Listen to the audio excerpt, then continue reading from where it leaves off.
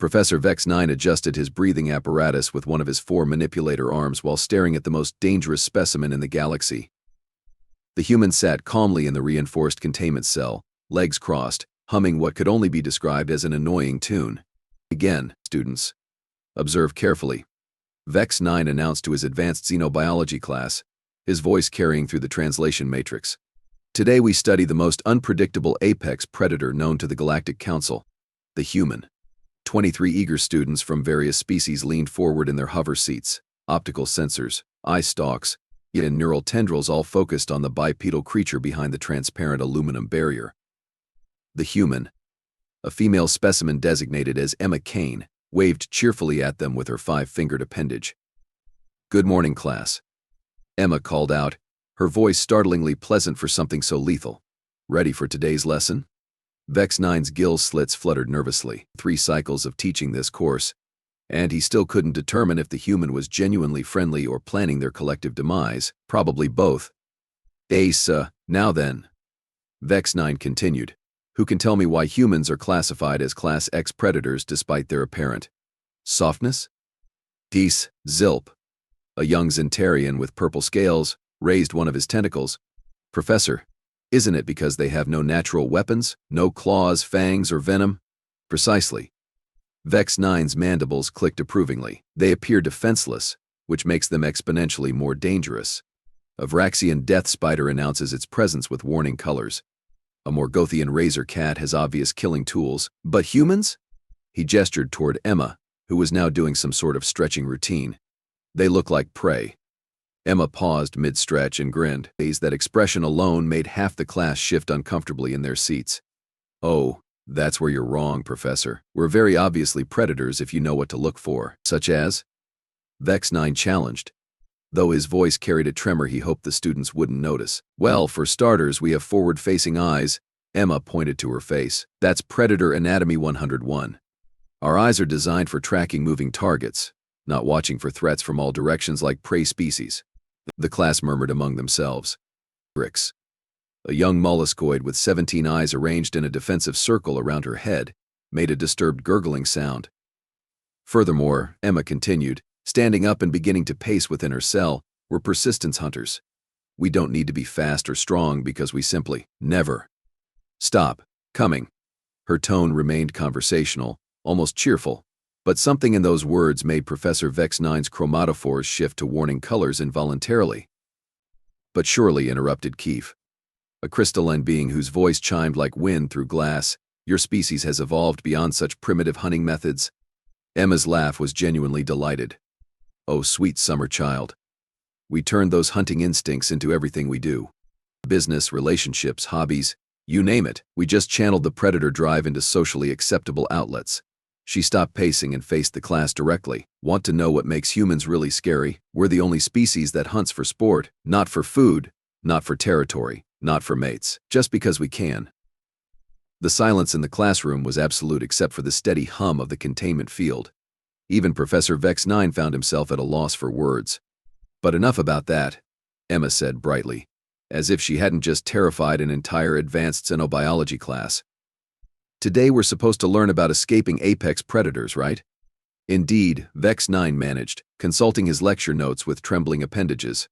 "The scenario is as follows. You encounter a human in a standard ship corridor. Standard artificial gravity. Enclosed space. Approximately 30 meters long with emergency exits sealed. Your objective is survival." "Ooh, fun." Emma clapped her hands together. "Can I play the predator?" "You are the predator," hissed 6, a serpentine student whose scales had turned a nervous yellow-green. Right. Silly me." Emma's grin widened. "So, class, what's your first move when you spot a human in a corridor?" Tentatively, Blix raised a gelatinous pseudopod. "Run away?" "Wrong." Emma's voice cracked like a whip, causing several students to jump. "First rule of encountering any predator, never turn your back on it. The moment you start running, you've triggered the chase response." She began moving in a slow circle within her cell, her gait smooth and measured. "Predatory. Humans evolved, chasing down large game across vast distances," she explained. "Running from us is like ringing a dinner bell. We love a good chase." Professor Vex-9 made frantic notes. This wasn't in any of the official human behavioral studies. "Then what should we do?" asked Fim, a young avian whose feathers had puffed up in distress. Excellent question. Emma nodded approvingly. Anyone want to guess? The class remained silent. Come on. Think like a predator, Emma encouraged. What do we respect? Other predators, ventured Grix hesitantly, getting warmer. Dangerous prey? Suggested Keith. Bingo. Emma pointed at the crystalline student. Humans respect anything that can hurt us back. We're curious, not suicidal. Well, most of us aren't suicidal. She paused thoughtfully. Actually, some of us are suicidal, but that's a whole different psychological profile. Professor Vex9's gill slits were working overtime, so the recommended response is aggressive display, not aggressive, Emma corrected. Confident. There's a difference. Aggressive makes us want to prove ourselves. Confident makes us reassess the situation. She demonstrated by straightening to her full height, shoulders back, maintaining direct eye contact with the class. The transformation was remarkable. The cheerful, harmless-looking female had become something else. Make yourself look bigger if possible, she instructed. Maintain eye contact, but don't stare aggressively. Move deliberately, not frantically, and whatever you do, don't make sudden movements or high-pitched noises. Why not? Asked Zilp. Emma's grin returned, somehow more unsettling than before, because sudden movements trigger our reflexes, and high-pitched noises remind us of wounded prey. The class collectively shuddered. But here's the fun part, Emma continued, beginning to pace again. Even if you do everything right, you're still probably going to die. What? Professor Vex9's voice cracked. But you just told us how to survive. I told you how to buy yourself a few extra seconds, Emma clarified. Maybe even a few minutes if you're particularly impressive. But humans? We're problem solvers. We'll figure out your weaknesses eventually. She stopped and leaned against the wall of her cell, casual as could be. See, most predators give up if the prey seems too much trouble. Energy conservation and all that. But humans will burn more calories catching you than you're worth just to satisfy our curiosity about whether we can. The silence stretched until finally young Blick spoke up in a quavering voice. Is there any way to actually escape? Emma's expression grew thoughtful. Well, there is one thing that works pretty consistently. Every student in the class leaned forward eagerly. Humor, Emma said simply. Humor? Professor Vex9 repeated, his translation matrix stuttering slightly over the concept. Make us laugh, and we'll probably let you live, Emma explained. Humans have a weird psychological quirk where we find it very difficult to harm something that amuses us. It's like you become part of our pack temporarily. That seems improbable, said Six skeptically. Oh, it's absolutely true, Emma nodded. There are documented cases of human soldiers sparing enemy combatants who said something funny, predators who made a joke instead of a threat, even annoying children who made their would-be kidnappers laugh instead of scream. She stood up straight again. But here's the catch. It has to be genuinely funny to us. Our sense of humor is specific. How specific? Professor Vex9 found himself asking despite his better judgment. Well, we find pain hilarious as long as it's not permanent, Emma said cheerfully. The more unexpected the better. We also enjoy wordplay, absurdist situations, and anything that subverts expectations. She paused, considering. Oh, and we love it when people mock us accurately. Shows intelligence and observation skills. We respect that. This is madness, muttered Fim. No, this is humanity, Emma corrected. Madness would be logical compared to us. Professor Vex9 realized he was getting material for 3 additional courses out of this single demonstration. What about tools? Weapons? Environmental advantages? Emma laughed. A sound that somehow contained both mirth and menace. Oh, you sweet naive aliens. You think we haven't thought of that? She gestured around her cell. This containment field, humans built the technology it's based on. We shared it with the Galactic Council as a goodwill gesture. The implications hit the class like a meteor strike. If humans had designed their own containment technology. Don't worry, Emma said, noticing their growing panic. The field works fine. We just made sure we could turn it off if we ever needed to. You can what? Professor Vex9's chromatophores flashed through the entire spectrum of alarm colors. Relax, Professor.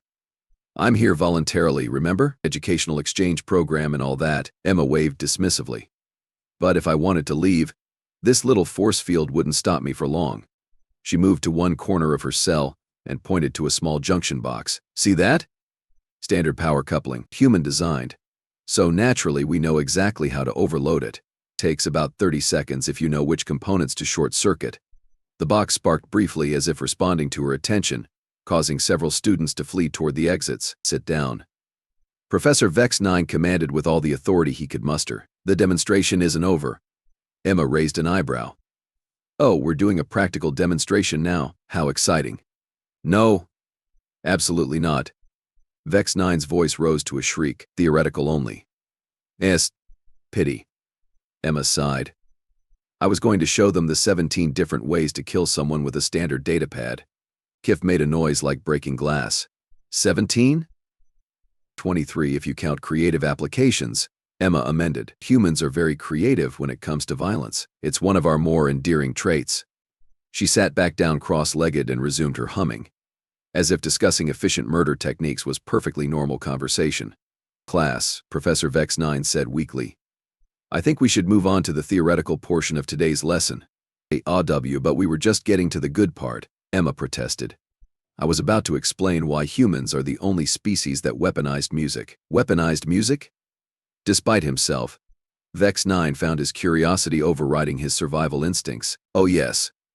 Emma nodded enthusiastically. We call it psychological warfare. Play the right song at the right volume for the right duration, and you can break almost any species' will to fight. She began humming again. But this time the tune was different, somehow darker, more complex. The students began shifting uncomfortably in their seats. For instance, Emma continued between notes. This particular melody contains mathematical progressions that trigger anxiety responses in most carbon-based neural systems. Combined with the right harmonics, it can induce anything from mild unease to complete psychological breakdown. The humming stopped abruptly, leaving an almost deafening silence.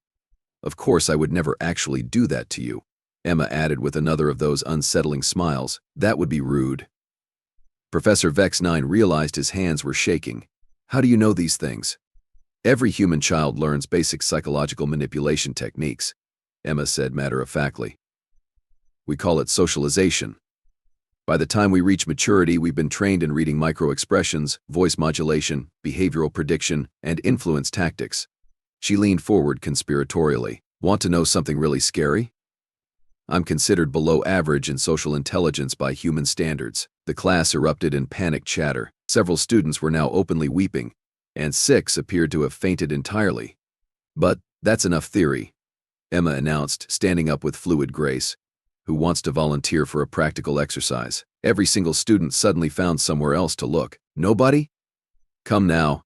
Don't be shy, Emma coaxed. I promise I won't hurt you. Much. Class dismissed. Professor Vex-9 shouted, his voice breaking entirely. Everyone out. Now, the stampede toward the exits was immediate and chaotic. In the space of 15 seconds, the classroom was empty except for Professor Vex-9, who stood frozen behind his lectern, and Emma, who watched the fleeing students with obvious amusement. Same time tomorrow, Professor? Emma called out cheerfully. I have some wonderful stories about human military tactics I'd love to share. Professor Vex-9 managed a weak nod before hurrying after his students, leaving Emma alone in her cell.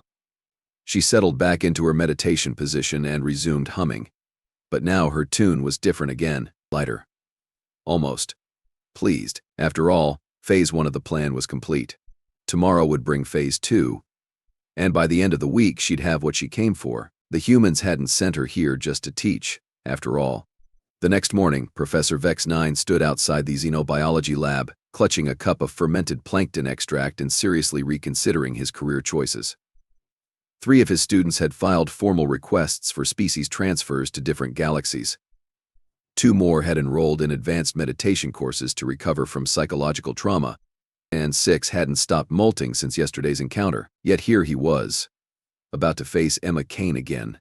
Because deep down, beneath 17 layers of terror and common sense, his scientific curiosity was stronger than his survival instincts. A fatal flaw in his species, really.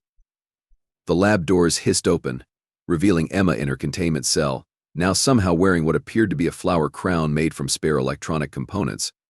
Good morning, Professor. She chirped, adjusting her improvised headpiece. I made myself a tiara from the ventilation grate. Do you like it?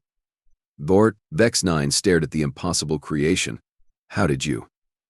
The grate is secured with quantum locks. Oh, those? Emma waved dismissively.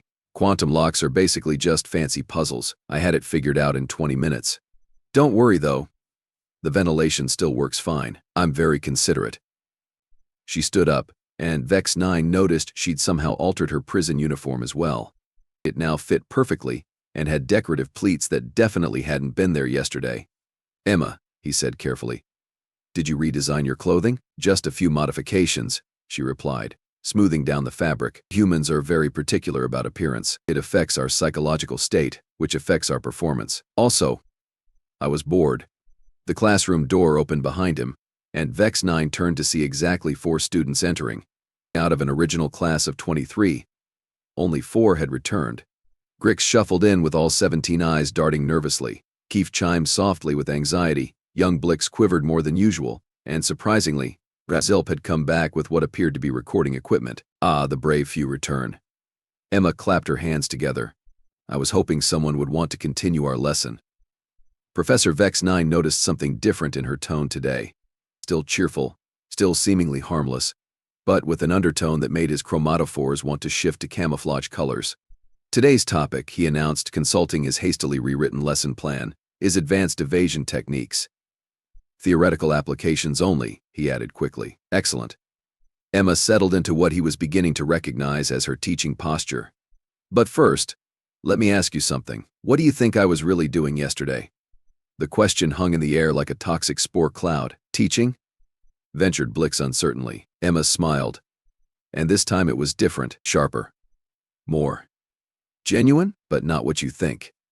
Bach. She began pacing again, but her movements were more purposeful now, less casual demonstration, more predator stalking prey.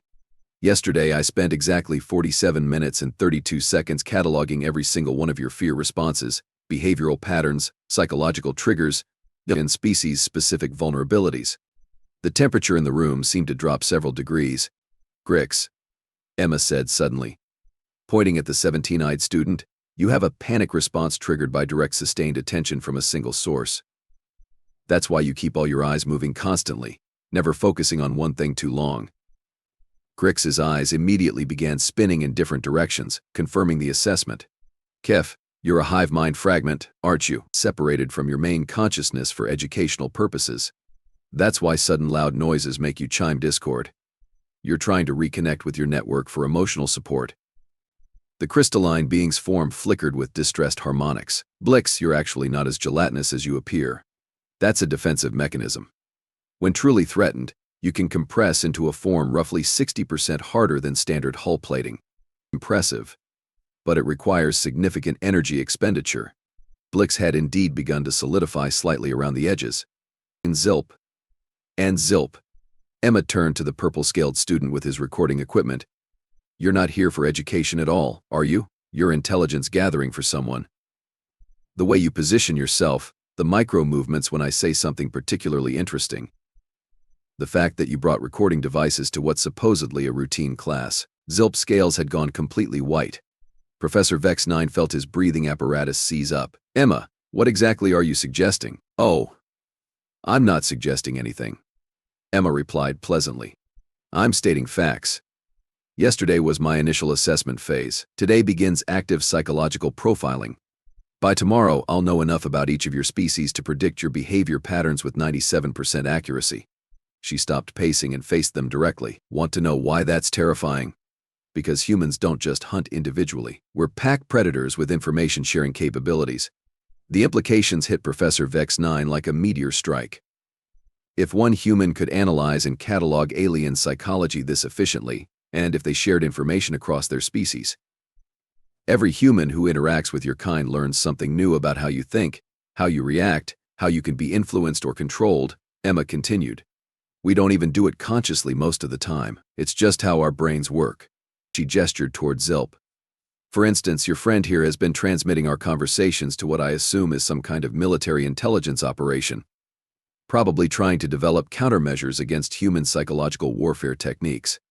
Zilp began backing toward the exit, but Emma continued talking. The problem is, you're thinking about this all wrong. You're trying to defend against human psychology. But human psychology isn't a weapon system you can counter. It's an evolutionary adaptation for survival in a world full of things that wanted to eat us. She moved to the front of her cell, pressing her palms against the transparent aluminum. And now you've brought us to a galaxy full of new things that might want to eat us. Do you really think we wouldn't adapt our techniques? What do you want? Professor Vex-9 asked, his voice barely a whisper. Emma's expression suddenly shifted, becoming almost sad. I want you to understand something important, Professor. Something that your intelligence services and military strategists and xenobiology experts keep missing. She sat down cross-legged again, but somehow managed to make even that position seem commanding. Humans aren't your enemies. We're not planning some grand conquest or genocide or whatever science fiction nonsense your analysts are worried about. We're just human. We do what humans do, which is... Kef managed to chime out, we adapt. We learn. We make friends with things that won't hurt us, and we neutralize things that will. Emma's smile returned, but gentler this time. The problem is, most species can't tell the difference between those two categories. She looked directly at Zilp. Your people sent you here to learn how to fight us, didn't they? How to resist human manipulation, how to counter our psychological techniques, how to protect your species from the big scary apex predators. Zilp's equipment was definitely recording now, lights blinking frantically. But here's what they don't understand, Emma continued. The best way to protect your people from humans isn't to learn how to fight us, it's to learn how to be our friends. Friends? Blix quivered uncertainly. With apex predators? Emma laughed. And for the first time since yesterday, it sounded completely natural. Blix, who do you think taught humans how to be apex predators in the first place? I don't understand. Professor Vex-9 admitted. Wolves, Emma said simply. Humans learned pack hunting from wolves. We learned persistence hunting techniques from observing various predator species. We learned tool use from watching other animals solve problems. She stood up again, beginning another slow circuit of her cell. But here's the interesting part. After we learned from wolves, we didn't compete with them, we partnered with them. Humans and wolves became the most successful hunting partnership in Earth's history. Domestication, whispered Grix, several eyes focusing on Emma for the first time. Exactly. Mutual benefit. Wolves got reliable food and protection. Humans got enhanced hunting capabilities and early warning systems. Emma nodded approvingly. Both species thrived because of the partnership. She stopped and looked at each of them in turn. Now humans are in space, meeting new species, learning new techniques, and some of those species are making the same mistake early humans made. Which mistake? Professor Vex-9 found himself asking despite his better judgment. Assuming that apex predators are automatically enemies. Emma replied, when really we're just looking for the right kind of partnership. The silence stretched until Zilp finally spoke up. What kind of partnership? Emma's grin was back, but this time it seemed almost hopeful. That depends on what each species brings to the table. Centaurians like Zilp have incredible analytical capabilities. Molluscoids like Grix have sensory abilities humans can barely comprehend. Crystalline beings like Keef can process information in ways that make our computers look like pocket calculators. Yes, she spread her arms wide. Imagine what we could accomplish together instead of being afraid of each other. But yesterday, Professor Vex-9 protested. You said we would probably die if we encountered humans. You described us as prey. I described how you would die if you treated the encounter as a predator-prey relationship, Emma corrected. But what if you didn't? What if instead of running or fighting or trying to appear threatening, you simply introduced yourselves? Introduced ourselves? Kef chimed in confusion. Hi, I'm Kef. I'm a crystalline being from the Andorian cluster. I process information through harmonic resonance. Nice to meet you. Emma demonstrated with a perfectly cheerful tone. Suddenly you're not prey anymore. You're a person with interesting capabilities and a unique perspective. She leaned against the wall of her cell casually. Humans don't hunt people. We hunt prey. The moment you become a person to us, the entire dynamic changes. Blix had begun to relax slightly. Is it really that simple? Well, no, Emma admitted. There are complications. Some humans are better at recognizing personhood than others. Some situations are too high stress for proper introductions, and occasionally you run into humans who are just genuinely bad people. Her expression grew more serious. But here's the thing about humans, we police our own. A human who treats sentient beings as prey isn't just your enemy. They're our enemy too. We have very strong social structures around protecting non-combatants. Professor Vex 9 realized his fear was gradually being replaced by fascination. So the educational exchange program is exactly what it claims to be, Emma confirmed. Humans learning about other species learning about humans, building understanding, creating relationships. She moved to the center of her cell and sat down again. The fact that I can catalog your psychological profiles just means I can be a better friend to you. I know what makes Grix nervous, so I can avoid doing those things. I understand Keefe's communication patterns, so I can speak in ways that won't cause discord. And Zilp's intelligence gathering? Professor Vex 9 asked. Emma turned to the purple-scaled student with an amused expression. Zilp's people are worried about human intentions, so they sent him to learn about our capabilities. That's actually pretty smart. The more they understand about how humans think, the easier it'll be to build positive relationships. Zilp's recording equipment was still running, but he seemed less tense now. In fact, Emma continued, I'm going to do something that will probably terrify your intelligence analysts. I'm going to tell you exactly how to manipulate humans. The room went dead silent. Ready? Here's the secret. Treat us like people. Ask us questions about ourselves. Show genuine interest in our thoughts and experiences. Share something about your own culture in return. Laugh at our jokes, even if they're not funny. Offer to help with problems, even small ones. She paused dramatically. Congratulations, you've just successfully manipulated a human into considering you a friend. We're really not that complicated. Kef chimed softly. That's not manipulation. That's just basic social interaction. Exactly. Emma clapped her hands together. The best manipulation doesn't feel like manipulation at all. It feels like friendship. But what about the psychological warfare? The behavior prediction? The pack hunting techniques? Zilp asked, his scales slowly returning to their normal purple color. Emma's smile turned mischievous. Oh, we absolutely will analyze your behavior and develop detailed psychological profiles. But we'll use that information to give you better birthday presents and remember your favorite foods. She stood up and moved to face them directly. Here's the real secret about human apex predator behavior. We turned all our hunting instincts into social bonding mechanisms. We track our friends' moods instead of tracking prey. We persistently pursue people we care about when they're in trouble instead of chasing down dinner. And if someone threatens our pack, her voice grew slightly harder, we bring all those predator instincts back online in defense of people we care about. Professor Vex 9 felt something shift in his understanding. So humans aren't the threat. Humans are the solution to threats. Now you're getting it. Emma nodded approvingly. We're not the monster in the dark. We're the thing that hunts monsters in the dark. She looked directly at Zilp's recording equipment, which brings me to why I'm really here. The tension in the room ratcheted up several notches. 3 days ago, long-range sensors detected an incursion fleet moving toward this system. Species unknown. But they're jamming communications and destroyed 2 research stations without warning or negotiation attempts. Professor Vex 9's chromatophores went through the full spectrum of alarm colors. What?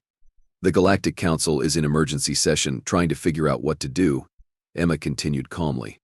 Meanwhile, the Human Diplomatic Corps sent me here with a simple message. She stood up straight, and suddenly her entire demeanor changed. This wasn't the cheerful teacher or even the calculating predator. This was something else entirely. When the fleet arrives, you have 2 choices. You can try to handle this yourselves using traditional defensive strategies. Or you can accept a temporary alliance with humanity and let us show you what apex predators do to things that threaten their pack. The silence was deafening. The choice is yours, Emma said, settling back into her casual posture. But you should know that humans have already classified this entire system as under our protection based on the educational exchanges and the diplomatic relationships we've been building. She smiled one more time, and this smile contained multitudes. So, whether you want our help or not, we're going to deal with this incursion fleet. The only question is whether we do it as allies or as separate forces. Professor Vex 9 realized he was looking at the most sophisticated first contact protocol he'd ever encountered. The entire educational exchange, the psychological demonstrations, even the casual conversations had all been designed to prepare them for this moment. How long do we have to decide? He asked. Emma glanced at a timepiece that definitely hadn't been in her cell yesterday. About 6 hours before the fleet reaches the outer defense perimeter. And if we choose alliance? Then you get to see what humans do when we're not trying to be friendly, Emma replied. Fair warning, though. It's not as fun as the classroom demonstrations. She moved to the power coupling she'd identified yesterday and placed her hand on it casually. "Oh, and Professor? You might want to evacuate the civilian populations to the inner colonies, just in case." The containment field flickered once, then stabilized. "After all," Emma said with that unsettling smile, "apex predators are most dangerous when they're protecting something they care about." And as Professor Vex 9 hurried out to contact the emergency council, he realized that Emma Kane had just given them the most important lesson of all. Humans weren't the monsters they needed to fear. Humans were the monsters they needed on their side.